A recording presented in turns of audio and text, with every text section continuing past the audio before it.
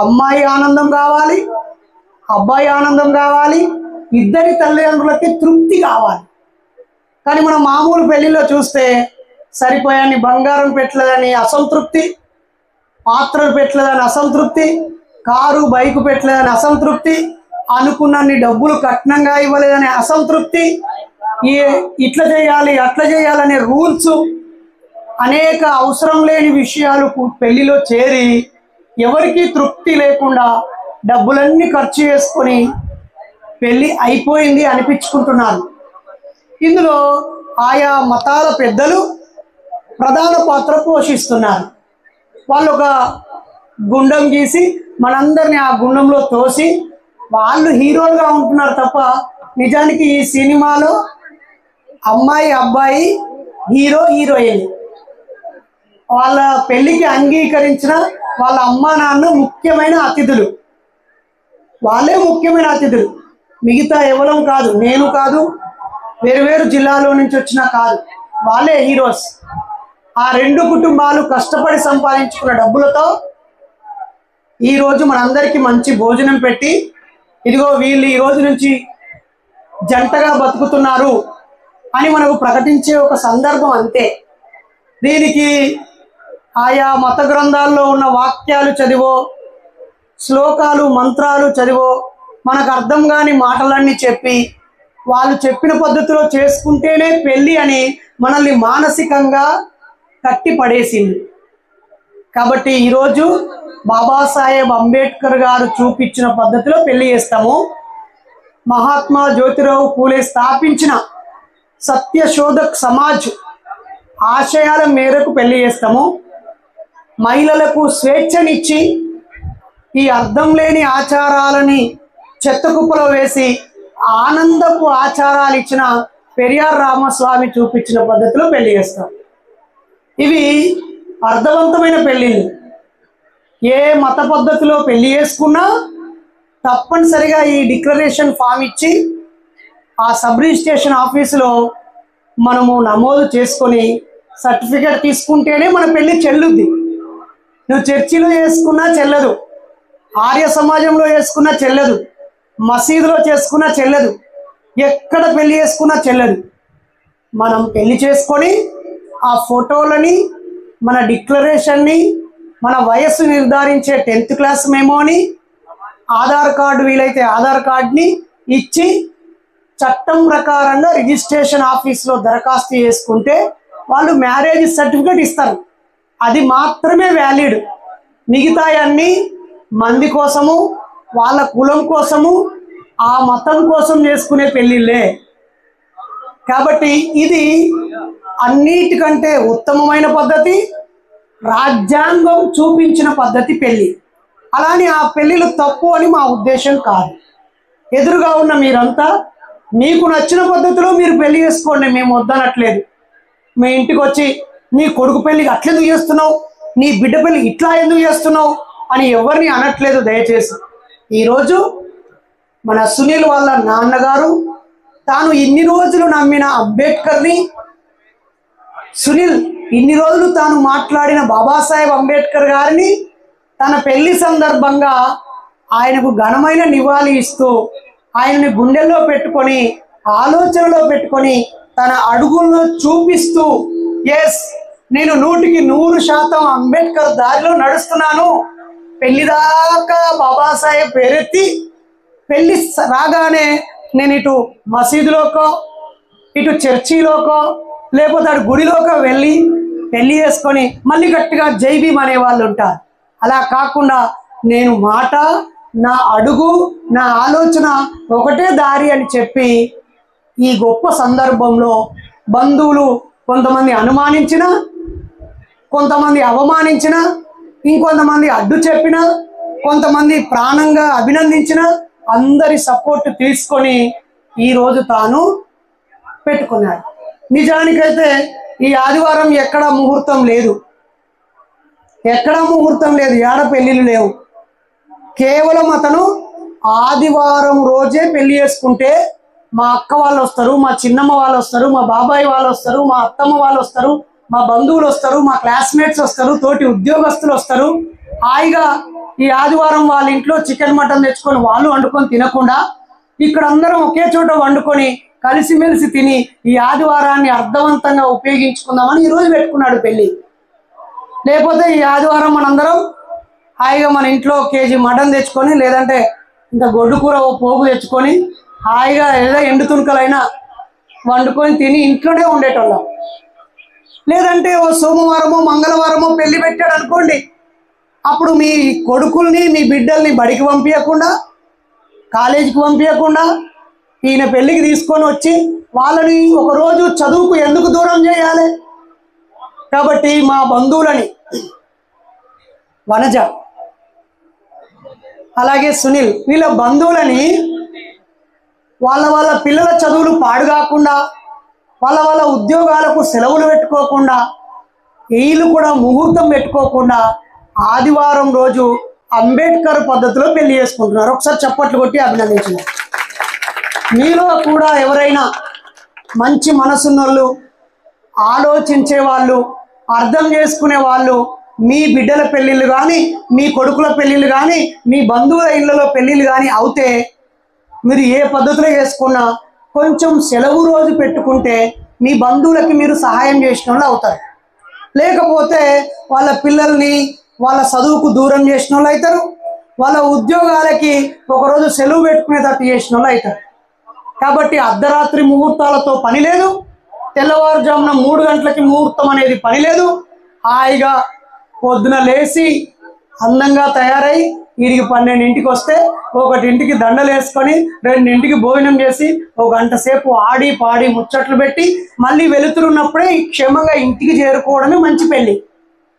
ఏదో 2ంటికి ముహూర్తం అన్నాడని చెప్పి రాత్రంతా నిద్రపోగొట్టుకోవడం ఉపయోగం లేని పని, అంతే కదా.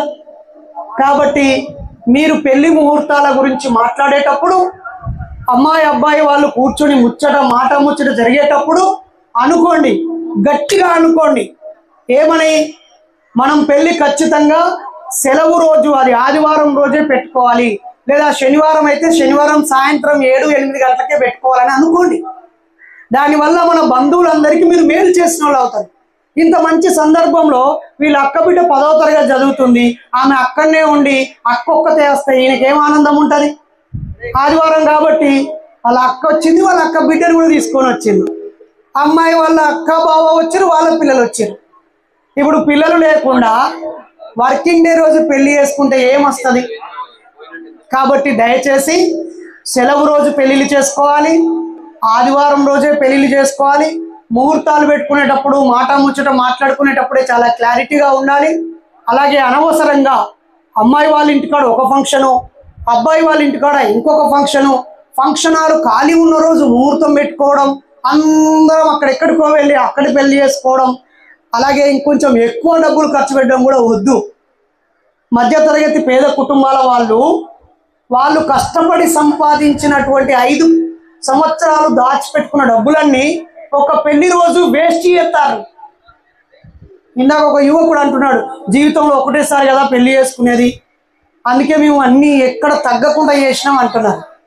ఎక్కడ తగ్గాలనో ఎక్కడ నెగ్గాలనో కాదు, ఎక్కడ తగ్గాలనో తెలిసినోడే విజేత అని చెప్పాడు కదా అత్తగారింటికి దారి ఏది అనే సినిమాలో.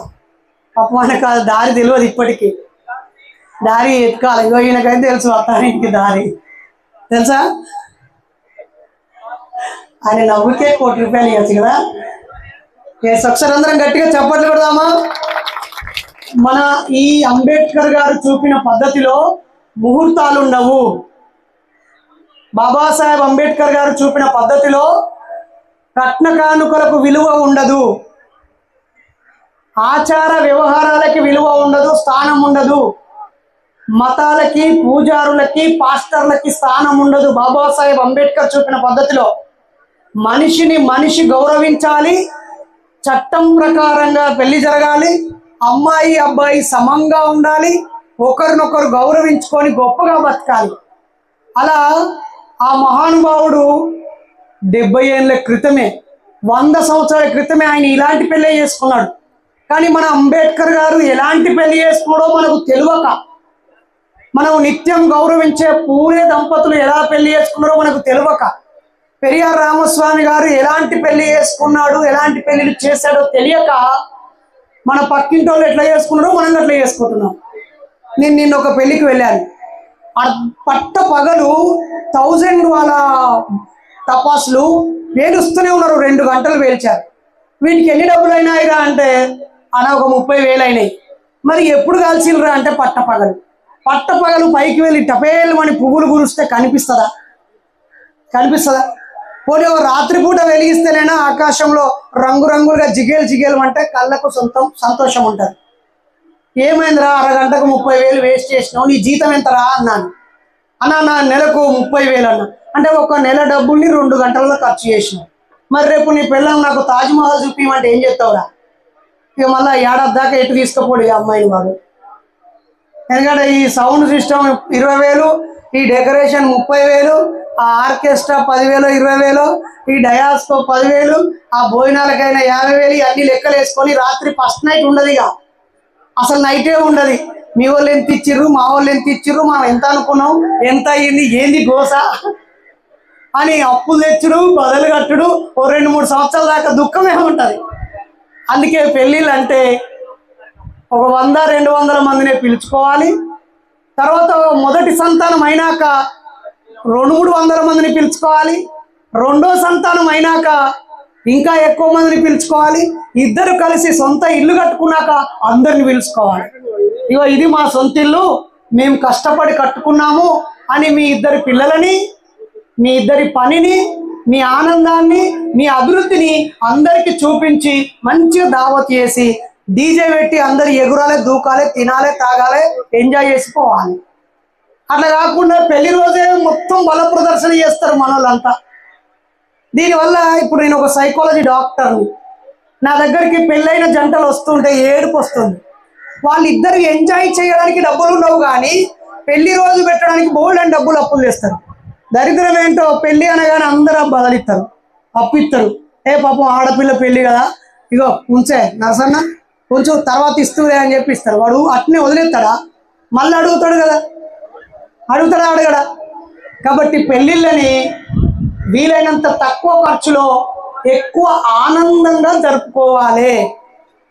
ముహూర్తాలు చూడొద్దు, హంగులు ఆర్భాటాలు చేయొద్దు, వృధా ఖర్చులు పెట్టొద్దు, వేస్ట్గా డబ్బులు పాడి చేయొద్దు, ఎక్కువ తక్కువ వంటలు వండి చెత్తకుప్పలు పడేయొద్దు. ముఖం నిలవని ఎవరో వచ్చి తినిపోతుంది. దానివల్ల ఏం ప్రయోజనం? అతనికి తిండికి లేకనా, నీకు తిండి ఎక్కువ అయ్యా? వచ్చిన అందరినీ పలకరిస్తూ నవ్వుతూ మాట్లాడుతూ ఒక సందడిగా జరగాలి పెళ్ళిళ్ళు. ఇప్పుడు ఏడికి పెళ్ళికి పోయినా, మీరు పోయినా గుర్తుపెట్టుకోండి, ఫోటో దిగడానికి పోతారు. లేకపోతే వాళ్ళు మన పెళ్ళికి వచ్చి 1000 రూపాయలు కట్నం చదివించారు, హీరులు అంటారు వాటిని. అది అక్కడ చీటీ దగ్గరికి వెళ్ళి 1000 రూపాయలు చదివించి వెళ్ళిపోతున్నారు. కాబట్టి పెళ్ళిళ్ళు దారి తప్పినాయి. అప్పుడే 50-100 సంవత్సరాల క్రితమే మహానుభావులు దారిలో పెట్టడానికి ప్రయత్నం చేసింది. కాబట్టి ఈ చుట్టుపక్కల ఎవరు ఇలాంటి సాహసం చెయ్యలే. ఎంతోమంది కమ్యూనిస్టులు ఇలాంటి సాహసం చేసి పెళ్లిళ్ళు చేసుకున్నారు. ఎంతోమంది అంబేద్కరిస్టులు ఇలాంటి పెళ్లిళ్ళు చేసుకున్నారు. ఎంతోమంది నాస్తిక హేతువాదులు, మానవతావాదులు ఇలాంటి పెళ్లిళ్ళు చేసుకున్నారు. ఇంకా పెద్ద పెద్ద ఆఫీసర్లు కూడా చక్కగా రిజిస్ట్రేషన్ ఆఫీస్కి వెళ్ళి పెళ్లి చేసుకొని ఒక డేట్ పెట్టి దగ్గర మిత్రులకి రిసెప్షన్ పెట్టి భోజనం పెట్టి ఫోటోలు దిగిన వాళ్ళు కుప్పలుగా ఉన్నారు. కాకపోతే మనం ఇతరులను చూసి అనుకరించే స్వభావం ఎక్కువైపోయింది. కాబట్టి మా ముందున్నటువంటి ప్రకాశం జిల్లా, ఒంగోలు జిల్లా, సింగరాయకొండ దగ్గర టంగుటూరుకు మధ్యలో బిట్రగుంట కే అంతేనా? మరి ఈ గ్రామంలో ఎన్నో సంవత్సరాల క్రితం చర్చి వచ్చి ఉంటుంది. చర్చి అంతకు ముందున్న పద్ధతికి వాళ్ళ పద్ధతిని పెళ్లిళ్ళు మనకు పరిచయం చేసింది. ఆ తర్వాత మసీదు వచ్చి ఉంటుంది. మసీదు ఒక పెళ్లి పద్ధతిని ఇచ్చింది. అలాగే పూజారులు కూడా చాలా సంవత్సరాలు మీరు మాదిగోళ్ళు, మీరు మాలవాళ్ళు, మీరు రెల్లి వాళ్ళు, మీరు యానాదులు, మీరు తక్కువ కులం వాళ్ళని దూరం పెట్టినటువంటి పూజారులు బ్రాహ్మణులు కూడా ఇప్పుడు 4 పైసలు సంపాదించాక మనకు కూడా వాళ్ళ పద్ధతిలో పెళ్లిళ్ళు చేస్తున్నారు. ఇటు హిందువులు హైందవ పద్ధతి పెళ్లిళ్ళు మనకు చేస్తున్నారు. క్రైస్తవులు బైబిల్ చదువుతూ పెళ్లి ఘనమైనది అని పెళ్లిళ్ళు చేస్తున్నారు. ముస్లింలు మౌల్ సాబులు పెళ్లిళ్ళు చేస్తున్నారు. కానీ వీళ్ళెవ్వరు కూడా రాజ్యాంగబద్ధంగా పెళ్లి చేసుకోవాలని చెప్పట్లేదు. మీ పెళ్లి స్వర్గంలో నిర్ణయించబడుతుంది అని ఒకరు చెప్తారు.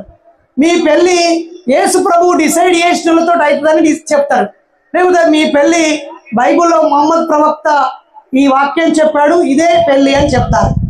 కానీ మన కోసం పనిచేసిన మహనీయులు, అంటే మనం అనుభవించే హక్కులు ఇచ్చిన వాళ్ళు, ఈరోజు మనకు ఉద్యోగాలు వచ్చాయంటే, మనకు అక్షరాలు వచ్చాయి, చదువుకోవడం వచ్చిందంటే, మనకు ఆస్తి హక్కు వచ్చిందంటే, ఓటు హక్కు వచ్చిందంటే, మనల్ని ఎవడైనా ఏమైనా అంటే ఎస్సీ ఎస్టీ కేసు పెట్టే హక్కు వచ్చిందంటే, లేకపోతే మనల్ని చూసి గౌరవించే పరిస్థితి వచ్చిందంటే, మనం మంచి బట్టలు వేసుకోవడానికి వచ్చిన ఈ అవకాశాలన్నీ ఎంతో మంది మహానుభావులు కష్టపడి పోరాటం చేసి వాళ్ళ ప్రాణాలు పోయినా లెక్క చేయక ఫైట్ చేస్తే ఇప్పుడు ఇలా బతుకుతున్నారు. ఈ బతుకు వెనకాల మహానుభావులు ఉన్నారు. ఆ మహానుభావులు చూపించిన పెళ్లి మనం ఇప్పుడు చేస్తున్నాము. ఈ పెళ్లి బైరి నరేష్ చేస్తున్న పెళ్లి కాదు, వనజ సునీల్ కుమార్ గారు చేసుకుంటున్న పెళ్లి కాదు. మహానుభావులు చూపించిన ఒక ఆదర్శ మార్గాన్ని వీళ్ళ తల్లిదండ్రులను ఒప్పించి, వీళ్ళ బంధువులని మిత్రులను ఒప్పించి, కొంతమంది బాధపడ్డా లెక్క చేయకుండా ఈరోజు ఇక్కడ ఈ పెళ్లి కార్యక్రమం పెట్టుకున్నారు. కాబట్టి ప్రజలారా, ఓ ప్రియమైన అన్నలారా, అక్కలారా, తమ్ముళ్ళారా, గౌరవనీయులైన కళాకారులారా, రకరకాల సంఘాల్లో పనిచేసే పెద్దలారా, మనము ఇంతకాలము ఒక్కో మతం వాళ్ళు చెప్పిన పద్ధతిని పాటిస్తూ పాటిస్తూ పాటిస్తూ వాళ్ళ చెప్పు చేతుల్లోకి వెళ్ళిపోయాము. ఇప్పుడు మనం మన చేతుల్లోకి మనం రావడమే స్వాభిమానం. స్వ అభిమానం అంటే స్వయం గౌరవం. స్వయం గౌరవం అంటే మనల్ని మనం గౌరవించుకునే పద్ధతి పెళ్లి ఇది. ఈ పెళ్లిలో ఆచారాలు ఉండొద్దు, సంస్కృతి సాంప్రదాయాలు ఉండొద్దు, ముహూర్తాలు, జాతకాలు, జ్యోతిష్యం ఉండొద్దు, ఇతర అజ్ఞాన విషయాలు ఉండొద్దు, అర్థం లేనివి అసలే ఉండొద్దు. ఇందులో మనిషిని మనిషి గౌరవించాలి, అమ్మాయి అబ్బాయి ఒకరినొకరు ఇష్టపడాలి, ఇద్దరి కుటుంబాలు కూర్చుని మాట్లాడుకోవాలి, చక్కగా ఇలా పెళ్లి చేసుకోవాలి. దీనిని రాజ్యాంగం ప్రకారంగా రిజిస్ట్రేషన్ ఆఫీస్లో సర్టిఫై చేయించుకోవాలి. గింతే పెళ్ళి అంటే. కాబట్టి దయచేసి ఆడపిల్ల పెళ్ళి అంటే ఇంకా కష్టంగా మారిపోయింది. బహుశా వనజ తల్లిదండ్రులు కూడా అదే బాధలో ఉన్నారేమో. ఎందుకంటే ఇన్ని రోజులు మా ఇంట్లో పుట్టి పెరిగి చదువుకొని ఉద్యోగం తెచ్చుకొని ఉన్న మా బిడ్డ ఇంకా వేరే వాళ్ళ ఇంటికి వెళ్ళిపోతుంది అనే ఒక మాట వస్తుంది. అది కూడా పొరపాటే. ఎప్పుడంటే అప్పుడు కలిసిమెలిసి ఉండే సంస్కృతి రావాలి. అలాగే ఆడపిల్ల పుట్టిన తెల్లారి నుంచే కష్టాలు, కన్నీళ్ళు, ఖర్చులు, కష్టాలు, కన్నీళ్ళు, ఖర్చులు. నిన్న మా ఫ్రెండ్ వాళ్ళ బంధువుల ఇంట్లో ఒక ఇబ్బంది కలిగితే మీ తల్లిగారు ఏం చెప్తారు ఇప్పుడు అంటారు, ఒరే ఆ అమ్మాయిని కానీ నీకు ఇచ్చిర్రా బాయ్, నువ్వు ఆమెతో కాపురం చేసి పిల్లల్ని కన్నావు, నీకు ఒక కుటుంబం ఏర్పడ్డది, ఇంకా వాళ్ళ అమ్మగారు నీకోసమే కన్నారా వాళ్ళు? ఇక ఆమెను కన్నప్పటి నుంచి ఆమె చచ్చిపోయేదాకా నీ ఇంట్లో ఏదైనా వాళ్ళ వంతు పట్టుకొచ్చి ఇస్తూనే ఉండాలా? నీకు జీతం ఉన్నారు వాళ్ళు? నీకు బానిసలు వాళ్ళు? దిమాకు లేని సాంప్రదాయాలు బాగా అయిపోయినాయి. కాబట్టి ఆడపిల్లల పెళ్ళి చాలా గౌరవంగా ఉన్నతంగా జరగాలి. ఇప్పుడిప్పుడు చాలామంది మగపిల్లల తల్లిదండ్రులకు సిగ్గొస్తుంది, మగపిల్లలకు బుద్ధి వస్తుంది. ఎందుకంటే ఆడపిల్ల తలుచుకుంటే నీ కుటుంబ గౌరవం ఇట్లా తీసి కింద పడేస్తుంది. కాబట్టి ఇప్పుడు అందరూ కట్న కానుకలు పక్కకు పోయి ఏమో మా ఇంటికి ఒక మంచి ఆడపిల్ల వస్తే చాలు, ఏ ఇంటి ఆడపిల్ల మా ఇంటికి వస్తుందని ఇప్పుడు కొంచెం తలపొగరు దించి ఆడపిల్లను, ఆడపిల్ల తల్లిదండ్రులను గౌరవించే సంస్కృతి వచ్చింది ఇప్పుడు. ఎందుకంటే దొరకట్లేరు ఆడపిల్లలు, దొరికిన ఆడపిల్లలు వినట్లేరు, పట్టించుకోవట్లేదు, వాళ్ళకు ఆప్షన్స్ పెరిగిపోయినాయి. అది మంచి అభివృద్ధి సూచకమే. అబ్బాయిలకు కూడా కొంచెం బలుపు ఉండేది ఇంతకు ముందు. నేను మగాడిని, నాకు కట్నం కావాలి, బంగారం కావాలి, బైక్ కావాలి, లొట్ట పీస్ కావాలి, తొక్క కావాలని బాగా గొప్పలకు పోయేటోళ్ళు.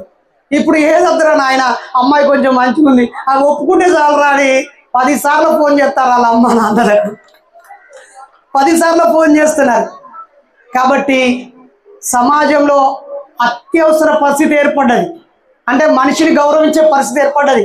అమ్మాయి వాళ్ళు కూడా పైకి పోయే పరిస్థితి వచ్చింది. ఇప్పుడు ఓ ఇయ్యపా మీ బిడ్డకి ఇయ్యం, మీ కొడుకు ఇయ్యం, పో మీరు ఏం సంపాదించారు, మీ వాని గురించి ఎంక్వైరీ చేస్తాడు తాగుపోతాని తెలిసింది, మేము ఇయ్యం, పో మీకు ఇల్లే లేదట, పో మీరు ఏదో తాగుతారట, పో మీరు ఊకే గొడవలు పెట్టుకునేటోళ్ళట, మీకు మేము మా అమ్మాయిని ఇయ్యం పో అని ముఖం మీద తుమ్ముకుమంటారు.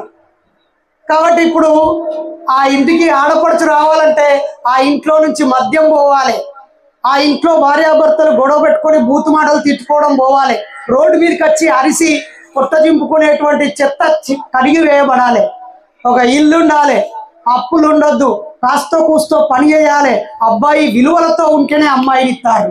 లేకపోతే ఇప్పుడు 30 ఏళ్ళు ముడ్డి కిందికి వచ్చినా అమ్మాయి దొరక్క ఆడు ముదిరిపోయిన బెండకాయలు అయిపోతారు అందరు. నిజమే. అసలు ఈయనయ్యొద్దు. తాగుబోతు అబ్బాయిలకు బిడ్డనియకుండా మీ బిడ్డకు బండ కట్టి బాయిలు అయ్యిర్రి, తాగుబోతులకు ఇయ్యమని డిక్లేర్ అయ్యిర్రి, కట్నం అడిగిన గాడిదలకు మా బిడ్డనియమని మీరు ప్రతిజ్ఞ చేయండి, కట్నం అడిగిన గాడిదలకి మా బిడ్డని అని చెప్పేసేయండి. అలాగే ఉద్యోగం చేసే వాళ్ళకి కూడా, ఒరే నువ్వు 1,00,000 సంపాదించుడు కాదు, నువ్వు ఎంత పొదుపు చేస్తున్నావు, 1,00,000 సంపాదిస్తాడు, 1,20,000 ఖర్చు పెడతాడు, వాడు సంపాదించినట్ట. కాబట్టి చెడ్డ అలవాటు లేకుండా మైండ్ మెచ్యూరిటీ ఉండి ఆడపిల్లని గౌరవంగా ఉన్నతంగా తనతో సమానంగా చూసే వ్యక్తులకే మీ బిడ్డలని ఇవ్వండి. తాగి కొట్టే ఎదవలకు ఇయ్యకండి, నిజంగా చెప్తున్నాం మేము. అలాగే ఆడపిల్లల్ని కూడా కోరుతున్నాం, దయచేసి అది ప్రేమనా, వ్యామోహమా, అట్రాక్షనా, లేకపోతే అవసరం తీర్చుకునే పిచ్చి వేషమా, ఒక్కసారి స్వయం విమర్శ చేసుకోవాలి. ఒక ఆడబిడ్డ ఫోన్ చేస్తుంది, నరేష్ అన్న మీరు యూట్యూబ్లో 2-3 లక్షల మంది మీకు ఫాలోవర్లు ఉంటారు, మీరు వీడియో పెడితే 10 లక్షల మంది చూస్తారు, మీరు ఏదైనా పిలుపునిస్తే మొత్తం కదులుతుంది, 1000 మంది వస్తారు కదా, మీరు టీవీ ముందుకు వస్తే అన్ని ఛానళ్ళు మైకులు పెడతారు, వార్తలు రాస్తారు కదా, నాకు పెద్ద సమస్య, ఫలానా వాడు నన్ను మోసం చేసిండు, నేను వాళ్ళ ఇంటి ముందు టెంట్ వేస్తున్నా, నువ్వు రావాలి అని అంటది.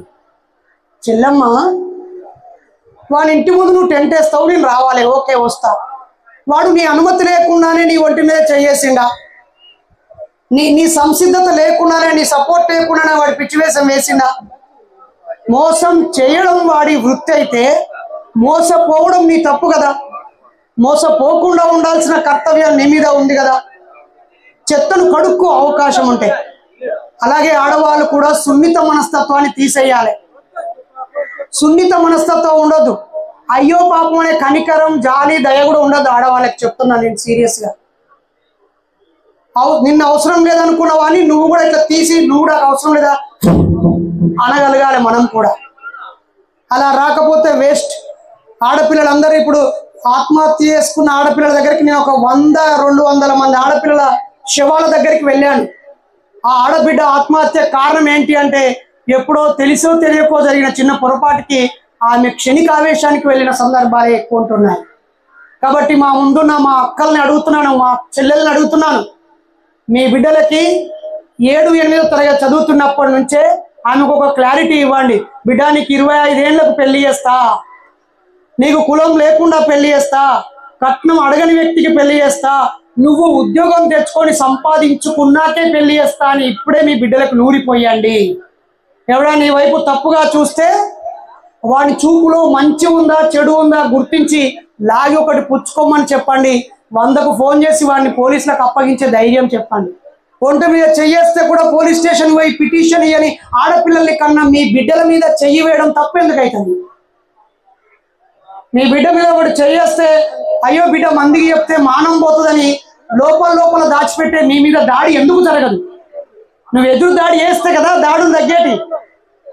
వాడు ఇప్పుడు ముస్లిం దేశాలు అంటాం కదా, అక్కడ ఒక ఆడపిల్లలు ఇబ్బంది పెడితే పబ్లిక్ గా ఉరిదీసి ఆ తలలో అక్కడ పెడతారు ఒక ఆడపిల్లని రేపు చేస్తే. కానీ ఈ దేశంలో మొన్నటికి మొన్న ఒక మెడికల్ కాలేజీ డాక్టర్ గా ప్రాణం కాపాడే డాక్టర్ ప్రాణం తీసిర్రు, మానం తీసిర్రు. ప్రాణం పెద్ద విషయం కాదు కానీ మానం తీసిర్రు. ఇప్పుడు అందరూ డాక్టర్లు రోడ్ల మీదకి వచ్చి మా మెడికల్ స్టూడెంట్ను రేప్ చేసిర్రు, ఆమెకు న్యాయం చేయాలని కొవ్వొత్తులు పట్టుకుంటున్నారు, ఫ్లెక్సీలు పట్టుకుంటున్నారు, ధర్నాలు చేస్తున్నారు. మరి ఆ దాడికి గురి చేయబడ్డటువంటి ఆడపడుచు ప్రాణం తీసుకురాగలరా? కాబట్టి మనందరం కూడా మన చుట్టూ ఉన్నటువంటి 20 సంవత్సరాలు దాటిన యువకుడు ఎవడైనా, ఆడు మీ అన్న కొడుకైనా మీ అక్క కొడుకైనా నీ కడుపులో పుట్టినోడైనా తిక్కగా పిచ్చిగా వ్యవహరిస్తే మీరే మందలించాలి. వాడు బరి తెగించి రోడ్డు మీద తాగితే మనమే వానికి బుద్ధి చెప్పాలి. మీ ఊరు ప్రెసిడెంట్కి చెప్పండి, ఎంపీటీసీకి చెప్పండి, మీ ఊర్లో 4 కుల పెద్దలు కూర్చుండి పలానా మల్లయ్య కొడుకు తాగుతున్నాడు, వీడు తాగిన వాడు, వాని బుర్ర పనిచేయదు, మన ఊర్లో ఉన్న ఏదో ఒక ఆడపిల్ల వెనకాల పడతాడు, వీడు క్యారెక్టర్ కోల్పోతాడు, వీడు కలుపు మొక్కలాగా మారి మన ఊరు సంస్కృతి సాంప్రదాయం గౌరవ మర్యాదల్ని మంటలో కలుపుతాడు, వీడిని తన్నాలి, వీడికి బుద్ధి చెప్పాలి, వీళ్ళ అయ్యకు బుద్ధి చెప్పాలనాలి. వాడు అమ్మాయిని రేప్ చేశాక ఆమె చచ్చిపోయాక మళ్ళీ ఆమె శవం రోడ్డు మీద పెట్టి ధర్నా చేస్తున్నాం అదా. కాబట్టి మన చుట్టూ ఉన్న చాలా మంది యువకులు మద్యానికి బానిసలవుతున్నారు, గుట్కాలకి బానిసలవుతున్నారు, చెత్త వీడియోలకి బానిసలవుతున్నారు, బాధ్యత విడిచి బతుకుతున్నారు. కాబట్టి ఎవడో చెడిపోతే నాకేంటి అనుకుంటే రేపు మీ ఇంటి మీదకే ఆ చెడు వస్తుంది.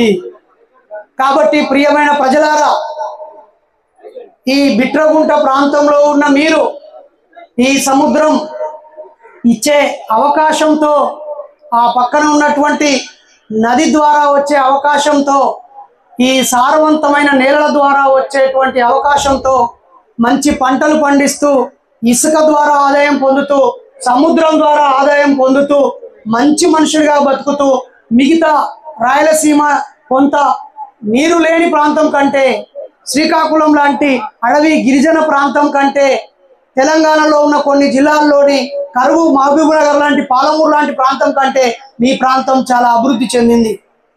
ఎన్నో పోరాటాలను ఇచ్చింది, విప్లవకారులను ఇచ్చింది, కవులను రచయితలను ఇచ్చింది, గాయకులను ఇచ్చింది, సినిమా వాళ్ళని ఇచ్చింది, అనేక రకాల స్ఫూర్తిదాయకమైన పోరాటాలను ఇచ్చింది. కాబట్టి మీ రక్తంలో పోరాటం ఉంది, మీ రక్తంలో కళ ఉంది, మీ రక్తంలో చైతన్యం ఉంది, మీ రక్తంలో ఎవరొచ్చినా కడుపులో పెట్టుకొని చూసుకునే ప్రేమ ఉంది. ఇంత ప్రేమ ఉండి, ఇంత సంపద ఉండి, ఇంత గొప్పగా ఉన్నటువంటి ఈ సమాజంలో చెడు కూడా కొనసాగుతుంది. దానిని తొలగించి ఈ పెళ్లి ద్వారా ఇలాంటి పెళ్లిళ్ళు కుప్పలుగా జరిగి ప్రతి ఇంట్లో ప్రత్యామ్నాయ సంస్కృతి రావాలని హృదయపూర్వకంగా మిమ్మల్ని కోరుతూ, పెళ్ళంటే ఇద్దరు మనుషులు ఇష్టపడి ఇద్దరు చనిపోయేదాకా కలిసికట్టుగా బతకడమే పెళ్ళి అంటే. అందరి కోసం తాళి కట్టి ఇంట్లోకి పోయి భార్యను తన్నేది పెళ్లి కాదు. అందరి ముందు ఇతను భర్త అని చెప్పి పక్క వాళ్ళ వైపు చూసి ముసిముసి నవ్వులు నవ్వడం పెళ్లి కాదు. మంది కోసం బయటకు వచ్చి మంచిగా కనిపించి లోపలికి వెళ్ళి తిట్టుకుంటూ కొట్టుకుంటూ, తినే పాత్రలు పరుగులు కొట్టుకుంటూ, పిల్లల్ని దిమ్మడ గుద్దుకుంటూ బాధ్యత లేకుండా బతకడం పెళ్లి కాదు. పెళ్ళంటే ముహూర్తాలు కాదు, పెళ్ళంటే ఆచార వ్యవహారాలు కాదు, పెళ్ళంటే మంది కోసం చేసుకునే తతంగం కాదు. ఇద్దరు మనుషులు కలిసి, 2 కుటుంబాలు కలిసి చేసుకునే ఒక ఉత్సవం. వీళ్ళు ప్రతి ఏటా ఇలాంటి పండుగ చేసుకోవాలా. దేవతలకు పెళ్లిళ్ళు అయితలేవా ప్రతి సంవత్సరం? రాముల వారి పెళ్లి చేయట్లేదా మనం? శివరాత్రి రోజు మెలకువతో ఉండి శివుడికి అభిషేకాలు చేయడం లేదా? యేసు ప్రభు గారికి ప్రత్యేక ప్రార్థనలు క్రిస్మస్ పండుగ రోజు చేసుకోవటం లేదా? అంటే ఉన్నారో లేరో తెలియని దేవుళ్ళకేమో ప్రతి ఏటా పండుగలు జరుపుతున్నాము. మనం ఈ కుటుంబ పండుగలు ఎందుకు గొప్పగా జరుపుకోవద్దు? ఈ రోజు నుంచి మీరు చనిపోయేంత వరకు ప్రతి 25 ఆగస్టు మీ పెళ్లి రోజు పండగ. రేపు మీ పిల్లలు పుట్టిన పండగ, మీ బాబు మీ పాప పుట్టిన పండగ, మీ పెళ్లి, మీ ఇద్దరి పుట్టినరోజు, ఈ 5 మీ ఇంట్లో ఉండే పండగలు. కాబట్టి ఈ జంట ఈ ప్రకృతిలోని జలపాతాలకు వెళ్ళాలని, పార్కులకు వెళ్ళాలని, బీచ్లకు వెళ్ళాలని, చారిత్రక ప్రదేశాలకు వెళ్ళాలని, స్ఫూర్తిదాయకమైన ప్రదేశాలకు వెళ్ళాలని, ఇక్కడికి వచ్చిన ఈ బంధువులందరి ఇళ్లకు వెళ్ళాలని, వీళ్ళకి ఎవరికి కష్టాలు సుఖాలు వచ్చినా మీరు వాళ్ళ భాగస్వామ్యం కావాలని, మీ కష్టం సుఖం వచ్చినా వీళ్ళందరినీ భాగస్వాములను చేయాలని, ఆనందానికి మీ జంట చిరునామాగా ఉండాలని, స్వయం కృషికి క్రమశిక్షణకి మారుపేరుగా ఉండాలని, మీకు పుట్టే పిల్లలు ఈ సమాజంలో మీకంటే ఎక్కువ చదువుతూ, మీకంటే డబ్బు సంపాదిస్తూ, మీకంటే గొప్ప పేరుతో ఉండే విధంగా తీర్చిదిద్దాలని కోరుతా ఉన్నాం. ఈరోజు మా అందరి సమక్షంలో కేవలం దండలు మార్చుకొని బాబాసాహెబ్కు దండేసి మీరు చేసుకునే ఈ పెళ్లి మామూలు పెళ్లి కాదు. వీళ్ళందరూ ఎదురు చూస్తూ ఉంటారు మీ ఇంట్లో గొడవలు రావాలని. గొడవలు రాగాలి చూసినావా, నువ్వు తాళి కట్టలే, నువ్వు ముహూర్తం చూసి తాళి కట్టలే, నువ్వు ఏదో కొత్త పెళ్లి చేసుకున్నావు అందుకే ఇట్లా అవుతుందని వాళ్ళు ఎక్కిరిస్తారు. కాబట్టి మంది కోసమైనా మీరు మంచిగా ఉండాలి. అలాగే అడ్డదిడ్డంగా ఉండే వాళ్ళ కోసం బుద్ధి చెప్పడం కోసమైనా మీరు నవ్వుతూ గొప్పగా ఉండాలి. ఒకరినొకరు అర్థం చేసుకోవాలి. ఆధిపత్యం కోసం ప్రయత్నించొద్దు. చాలామంది ఆధిపత్యం కోసం ప్రయత్నిస్తున్నారు. స్వేచ్ఛ కోరుకుంటూనే ఎదుటి వాళ్ళ స్వేచ్ఛను హరిస్తున్నారు. కాబట్టి ప్రజలారా, ఈ ఇద్దరి సునీల్ కుమార్ వనజల యొక్క అమ్మా నాన్నలారా, బంధుమిత్రులారా, అందరినీ మేము కోరుతున్నాము. మీరు బహుశా నన్ను ఎక్కడో ఒక చోట యూట్యూబ్లోనో ఫేస్బుక్లోనో సెల్ ఫోన్లోనో ఎక్కడో చూసి ఉంటారు. నేను మీ ప్రాంతం నుంచి వచ్చే ఎంతోమంది కళాకారులని మేము చూశాను. ఈ కళాకారుల గడ్డకి, విప్లవకారుల గడ్డకి, పోరాటాల గడ్డకి, ఈ సముద్రం ఒడ్డుకి మమ్మల్ని కూడా ప్రేమగా ఆహ్వానించినందుకు మీ అందరికీ తల వంచి కృతజ్ఞతలు తెలియజేస్తూ, మేము ఏ మతాలకు వ్యతిరేకం కాదు, నమ్మే దేవుళ్ళకి వ్యతిరేకం కాదు, అందులో ఉండే అర్థం లేని వాటికి మేము వ్యతిరేకం. మేము వ్యతిరేకం అని కూడా అనట్లేదు. మేము ప్రత్యేక దారి వేసుకున్నాం. ఇక మీ దారి తప్పు తప్పు అనే బదులు మేము ఒక దారి వేసుకున్నాం. అది మహనీయుల దారి, వాళ్ళు చూపించిన దారి. ఇందులో మా పైత్యం లేదు, మా సొంత కవిత్వం లేదు, మా కల్పితం లేదు, మా అబద్ధం లేదు, మా మోసం లేదు. మేము ఒక ఆదర్శమైన దారి వేసుకుంటున్నాం. కాబట్టి ఈ దారిలో పెళ్లి చేసుకుంటున్నటువంటి ఈ జంటకి మనసారా అభినందనలు తెలియజేస్తూ, ఈ జంట నాకు గొప్ప అవకాశం ఇచ్చింది. ఈ జంట నంబరు 225. నేను పెళ్లిళ్ళు చేసినటువంటి పెళ్లిళ్ళలో ఇది 225వ పెళ్లి. సో ఈ జంట నాకు అవకాశం ఇచ్చినందుకు వీళ్ళ ఇద్దరి తల్లిదండ్రులకు, బంధువులకు కృతజ్ఞతలు. ఇక్కడ నేను ఇంతకు ముందే తెలిసి నా వాట్సాప్లో కానీ యూట్యూబ్లో కానీ ఆల్రెడీ నేను ఉన్నాను అనేవాళ్ళు ఒకసారి చేయలేపండి. 10-20 మంది ఉన్నారు. థ్యాంక్ యూ అన్నలు. నేను తెలంగాణ ప్రాంతం వాడిని అయినప్పటికీ, నేను ఏ దేవుడిని నమ్మని వ్యక్తిని అయినప్పటికీ, ఆయా మతాలలో ఉన్న లోపాలు చెప్తున్నప్పటికీ ఈ తమ్ముడు చెప్పేది కరెక్టే అని నన్ను ప్రేమిస్తున్నందుకు మీ అందరికీ కృతజ్ఞతలు. ఒక 600 కిలోమీటర్ల నుంచి నన్ను ఇంటికి గుంజుకొచ్చిండు. నిజానికి వచ్చే నెలలో మాకు పెద్ద మీటింగ్ ఉన్నది. 1200 మందితో 3 రోజులు రాత్రి పగలు మీటింగ్లే. దానికి ఒక 20 మందిని పెద్ద వాళ్ళని పిలుస్తున్నాం. దాని ఏర్పాట్ల నుండి నేను ఎటు రావట్లేదు. కానీ ఈ తమ్ముడు నవంబర్ 26వ తారీఖు రాజ్యాంగం వచ్చిన రోజే మేమిద్దరం ఒక్కటైతామని చెప్పి నా డేట్లో రాసుకున్నాడు. కానీ మళ్ళా వాళ్ళ అత్తగారు, వాళ్ళ మిస్సెస్ వాళ్ళందరూ ఉండి, మనం మాట ముచ్చడం మాట్లాడుకున్నాక కానీ నెల్లు ఆగొద్దు, జల్దీ పెళ్ళి అయిపోవాలి, మళ్ళీ ఈ లోపు ఎవరైనా తుమ్మచ్చు, దగ్గచ్చు, ఎవరికి ఏమైందో తెలియదు, కాబట్టి తొందరగా పెళ్లి చేసుకోవాలని చెప్తే ఇట్లా ముందటికి జరిపింది. లేకపోతే ఇలా 25 కదా, ఆగస్టు 25, సెప్టెంబర్ 25, అక్టోబరు, నవంబరు 3 నెలల తర్వాత పెళ్ళి ఉండేది. అందుకే ముందే పెట్టారు. చాలా సంతోషం. మీరు ఎలాంటి టెన్షన్ పడకండి. ముహూర్తంతో పని లేకుండా జరిగే మీ పెళ్ళి గొప్ప పెళ్ళి. మీ ముఖంలో చిరునవ్వు ఉండాలని మనసారా కోరుతూ, ఎట్లాగో మీరు వింటారని చెప్పి కానీ నేను చెప్పాల్సిన ముచ్చట్లని చెప్పేసిన. ఇప్పుడు పెళ్లి కార్యక్రమాన్ని ప్రారంభిస్తూ వేదిక మీదకి అమ్మా నాన్నని ఆహ్వానిస్తూ ప్రక్రియను ప్రారంభించాల్సిందిగా కోరుతున్నాను. జై భీమ్, జై భీమ్. వర్ధిల్లాలి దండల పెళ్లిళ్ళు, వర్ధిల్లాలి స్వాభిమాన పెళ్లిళ్ళు, వర్ధిల్లాలి మనిషిని మనిషి గౌరవించే పెళ్లిళ్ళు, వర్ధిల్లాలి పాస్టర్ లేని, పూజారు లేని, మత పెద్దలు లేని పెళ్లిళ్ళు, వర్ధిల్లాలి సెలవు రోజు చేసుకునే పెళ్లిళ్ళు, వర్ధిల్లాలి నిడారంబరంగా దండల పెళ్లిళ్ళు. కొనసాగిద్దాం మహనీయుల ఆలోచన విధానాన్ని. వర్ధిల్లాలి ప్రజల కళలు. జై భీమ్, జై భీమ్. Thank you.